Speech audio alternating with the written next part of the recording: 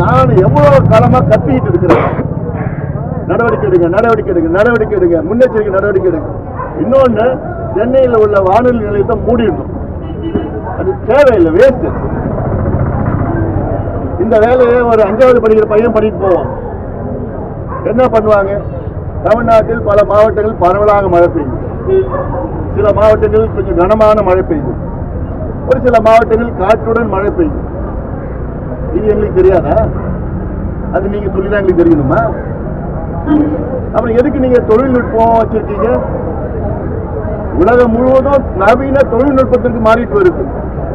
இன்னும் நீங்க சுதந்திரத்துக்கு முன்பு எந்த நிலையோ அதே நிலையில தான் நீங்க இன்னைக்கு இருக்கிறீங்க. நீங்க தானே மக்கள் எச்சரிக்கை கொடுக்கணும். இந்த பகுதியில, இந்த மாவட்டத்தில் இவ்வளவு சென்டிமீட்டர் மழை பெய்யும் உறுதியா சொல்லணும்ல நீங்க.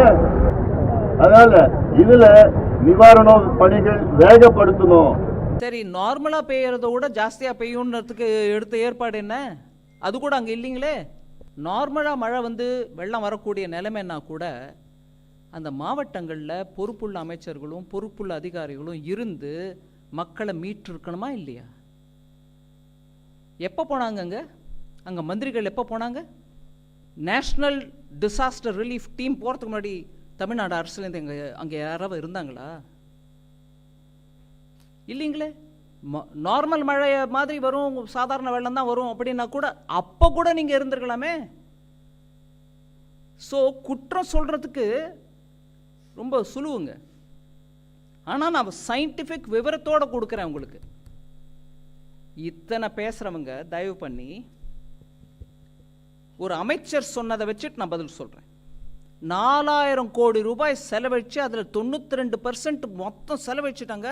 என்ன மழை வந்தாலும் ஒன்றும் ஆகாதுன்னு சென்னையை பற்றி பேசினவர், வெள்ளம் வந்த பிறகு சென்னையில் மிச்சாங் வந்த பிறகு என்ன சொல்கிறாரு? 42% தான் அதில் செலவழிச்சிருக்கோங்க, மீதி நாங்கள் செலவழிக்கலைங்கிறீங்களா?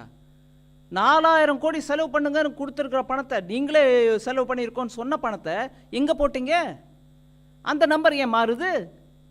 இங்கே மெட்ரோலஜிக்கல் சரியாக இல்லை, எங்களுக்கு இன்ச்சு பை இன்ச்சு கரெக்டாக சொல்லியிருந்தா நாங்கள் எல்லாம் அப்படியே ஆணித்தரமாக பண்ணியிருப்போம்னு சொல்கிறவங்களுக்கு நான் கேட்குறேன், 4000 கோடி நம்பரை நீ சரியாக சொல்லையா? ஒரே ஒரு நம்பர் 92%க்கும் 42%க்கும் வித்தியாசம் தெரியாமல் பேசக்கூடிய ஒரு அமைச்சர் இப்போ இன்னைக்கு அவங்க இன்னொரு அமைச்சர் மூலமாக கேட்குறாங்க, எங்கள் 0.2 சென்டிமீட்டர் இன்னும் ஜாஸ்தியாக வரும்னு சொல்லியிருந்தா நாங்கள் ஏற்பாடு பண்ணிருப்போம் பேசுகிறீங்களா? என்ன அநியாயம்! இருக்கிற ஸ்டெப்ஸுக்கு நீங்கள் என்ன எடுத்தீங்கன்னு கேட்குறேன். நான் 12ஆம் தேதி வார்னிங் கொடுத்தது, எங்களுக்கு சமயத்தில் வார்னிங் கொடுக்குறேன்னு சொன்னவங்களே நான் கேட்குறேன். 12ஆம் தேதி 5 நாளைக்கு முன்னாடி கொடுத்த வார்னிங் இல்லைங்கிறீங்களா? அப்போ நீங்கள் சொல்கிறீங்களா 12ஆம் தேதி வார்னிங் கொடுக்கலன்னு?